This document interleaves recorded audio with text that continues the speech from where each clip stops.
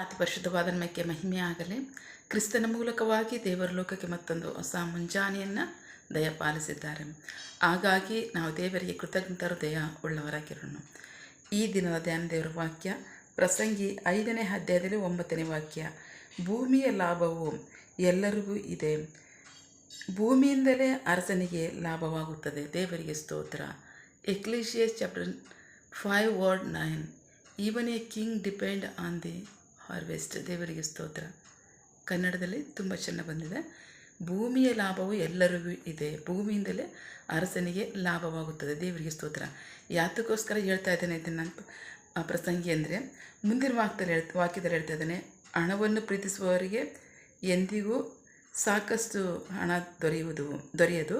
ಐಶ್ವರ್ಯವನ್ನು ಪ್ರೀತಿಸುವವರು ತನ್ನ ಆದಾಯದಿಂದ ತೃಪ್ತಿಗೊಳ್ಳರು, ಇದು ಸಹ ವ್ಯರ್ಥವೇ. ಅಂದರೆ ಅವನು ಹೇಳ್ತಾ ಇದ್ದಾನೆ, ಮನುಷ್ಯನು ತನಗಿರ್ತಕ್ಕಂಥದ್ರಲ್ಲಿ ತೃಪ್ತಿ ಪಡ್ತಕ್ಕಂಥದ್ದು ಒಳ್ಳೆಯದು, ಅದರಲ್ಲೇ ಅವನು ಸಂತೋಷ ಪಡಲಿ.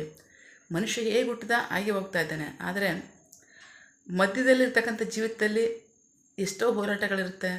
ಆದರೆ ಈ ಹೋರಾಟದ ಮಧ್ಯದಲ್ಲಿ ದೇವರು ನಮ್ಮನ್ನು ಹೇಗೆ ನಡೆಸ್ತಾರೆ ಹಾಗೆ ಜೀವಿಸೋದೇ ಒಳ್ಳೆಯದು. ಸುಮ್ಮನೆ ಅತಿಯಾದ ಆಸೆಯಿಂದ ಏನೂ ಸಹ ಪ್ರಯೋಜನ ಆಗಲ್ಲ, ವ್ಯರ್ಥ. ಇರೋದ್ರಲ್ಲಿ ಸಂತೋಷ ಪಡ್ರಿ, ಇರೋದ್ರಲ್ಲಿ ತೃಪ್ತಿ ಪಡ್ರಿ. ಏಕೆಂದರೆ ಭೂಮಿ ಮೇಲೆ ಇರ್ತಕ್ಕಂಥ ಭೂಮಿಯ ಲಾಭವು ಎಲ್ಲರಿಗೂ ಇದೆ, ಆದರೆ ಅರಸನಿಗೂ ಸಹ ಅದೇ ಆದಾಯವಾಗಿದೆ. ದೇವರಿಗೆ ಸ್ತೋತ್ರ.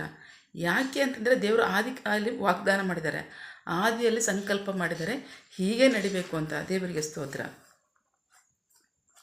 ನಾವು ನೋಡೋಣ ಆದಿಕಾಂಡ 1ನೇ ಅಧ್ಯಾಯದಲ್ಲಿ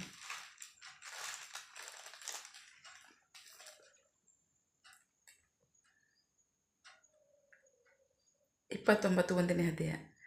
ಜೆನಿಸಿಸ್ ಚಾಪ್ಟರ್ 1:29. ಆದರೆ ಈಗೋ ಭೂಮಿಯ ಮೇಲಿರುವ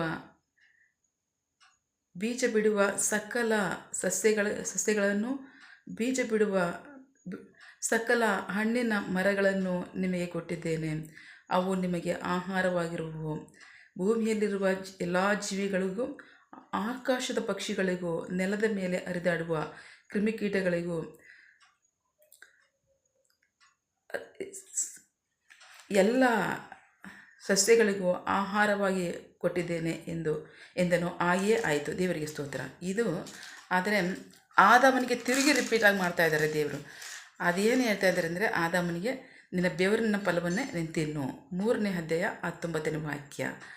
ನೀನು ಪುನಃ ಮಣ್ಣಿಗೆ ಸೇರುವ ತನಕ ಬೆವರುಡಿತ ಆಹಾರವನ್ನು ಉಣ್ಣು. ನೀನು ಮಣ್ಣಿನಿಂದ ತೆಗೆಯಲ್ಪಟ್ಟವನಾಗಿರುವುದರಿಂದ ನೀನು ಪುನಃ ಮಣ್ಣಿಗೆ ಸೇರುವ ತನಕ ನೀನು ಭೂಮಿಯ ಮೇಲಿನ ಆಹಾರವನ್ನೇ ತಿನ್ನು ಅಂತ ಹೇಳಿದ್ದಾರೆ. ದೇವರಿಗೆ ಸ್ತೋತ್ರ. ಅವರು ಇನ್ನೂ ಒಂದು ಸಾರಿ ರಿಪೀಟಾಗಿ ಹೇಳ್ತಾ ಇದ್ದಾರೆ 8ನೇ ಅಧ್ಯಾಯದಲ್ಲಿ. Genesis chapter 8:22.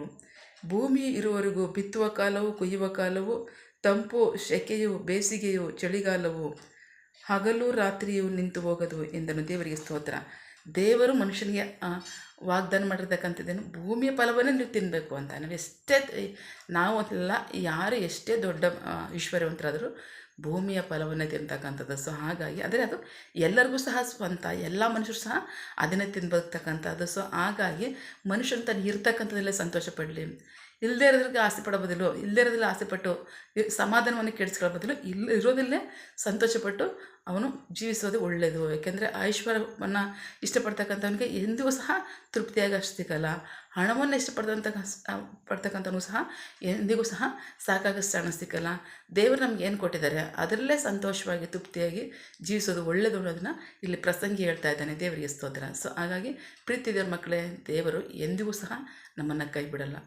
ತಕ್ಕ ಕಾಲದಲ್ಲೇ ಅವ್ರು ನಮ್ಮನ್ನು ನಡೆಸ್ತಾರೆ. ಅಷ್ಟು ಮಾತ್ರ ಅಲ್ಲ, ಪ್ರತಿಯೊಬ್ಬರನ್ನು ಸಹ ಅವರು ಕಾದು ಪೋಷಿಸ್ತಾರೆ. ಆಕಾಶದ ಪಕ್ಷಿಗಳನ್ನು ಸಹ ನಾನೇ ಕಾದು ಪೋಷಿಸ್ತಕ್ಕಂಥದ್ದು, ಇರುವೆಗಳನ್ನು ಸಹ ನಾನೇ ಕಾದು ಪೋಷಿಸ್ತಕ್ಕಂಥದ್ದು, ಅದನ್ನು ನಡೆಸ್ತಕ್ಕಂಥದ್ದು ಅಂತ ಹೇಳ್ತಾರೆ. ಸೊ ಹಾಗಾಗಿ ನಂಬಿಗಸ್ತರಾಗಿ ವಿಧೇಯರಾಗೋಣ. ಆಮೇನ್. ದೇವರು ತಾನು ನಮ್ಮನ್ನು ನಡೆಸುವವರಾಗಿದ್ದಾರೆ. ಆಮೇನ್. ಪ್ರಾರ್ಥಿಕೊಳ್ಳೋಣ. ಸಕಲ ಸೃಷ್ಟಿಕರ್ತನೇ, ಸರ್ವಾಧಿಕಾರಿಯೇ, ಸಾರ್ವಭೌಮನೇ, ಉನ್ನತನೇ, ಮಹೋನ್ನತನೇ, ಮಹಾಪರಿಶುದ್ಧನೇ, ಪ್ರೀತಿ ಸ್ವರೂಪನೇ, ನೀತಿವಂತನೇ, ಅಧಿಪತಿಯೇ, ಸೇನಾಧೀಶ್ವರನೇ, ಇರುವಾತನೇ, ಸರ್ವವ್ಯಾಪಿಯೇ ಸಪ. ಇದನ್ನು ವಾಕ್ಯಗಳ ಮೂಲಕವಾಗಿ ನಮ್ಮ ಸಂಗಡ ಮಾತಾದಂತಹ ನಿಮ್ಮ ಪ್ರೀತಿಗಾಗಿ ನಂಬಿಗಸ್ಗೆ ನಿಮಗೆ ಸ್ತೋತ್ರ.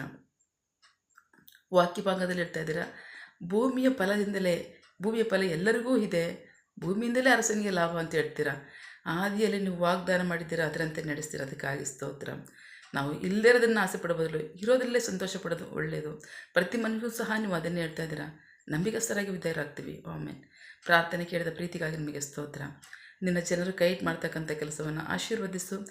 ಅವರ ಅವಶ್ಯಕತೆಗಳನ್ನ ಅಗತ್ಯಗಳನ್ನ ಪೂರೈಸು, ಕೊರತೆಗಳನ್ನ ನೀಗಿಸು. ಆಮೇನ್.